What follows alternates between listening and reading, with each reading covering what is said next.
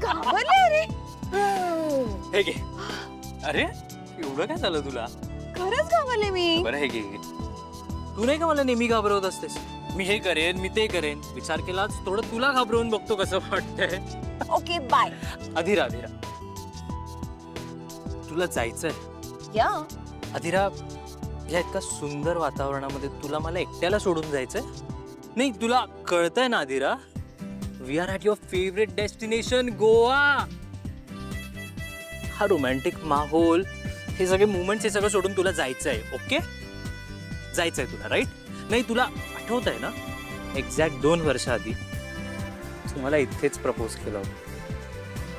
नाही तरी तुला मला सोडून जायचंय. सर मी कुठे म्हटलं जाणारच आहे म्हणून.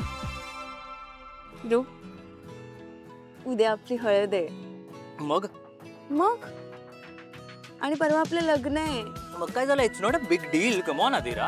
अरे मग काय? मग मी आज तुला भेटायला आली, हे जर माझ्या मॉमला कळलं ना तर ती काय करेल? काय करेल? तूच मला मगाशी म्हणालीस ना, तू आता माझी ऑफिशियली बायको होणार आहेस. बायको. काय अधीरा, कम ऑन. तसाच मी सुद्धा तुझा ऑफिशियली नवरा होणार आहे, कळतंय ना? त्यामुळे तुझ्या मॉमला सांगायचं तू तुझ्या होणाऱ्या नवऱ्यासोबत आहेस. Oh my God, नवरा and all. Yes, my beautiful बायको. Bro, did you realize? आपण गोव्यामध्ये जेव्हा पहिल्यांदा आलो होतो तेव्हा we were friends. आपण तेव्हा फ्रेंड्स होतो आणि इथून जाताना we were गर्लफ्रेंड बॉयफ्रेंड. आणि आज पण बघ ना, आज आपण इथे आलो आहोत तर आपली एंगेजमेंट झालेली आहे. We are engaged. आणि इथून जाताना परवा आपण नवरा बायको असणार आहोत. तरी तू मला सोडून जात होतीस, राईट? मग काय करू? थांब. मग मला वचन द्या अधीरा,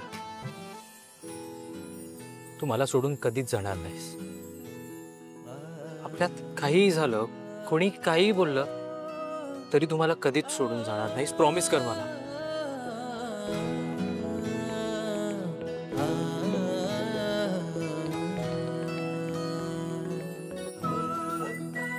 हे खरं तर मी तुला म्हणायला पाहिजे ना.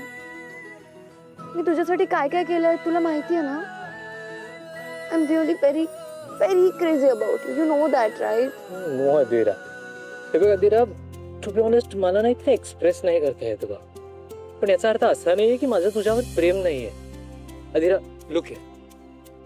हे बघ, माझं तुझ्यावर खूप प्रेम आहे. जेन्युइनली खूप प्रेम आहे बघ.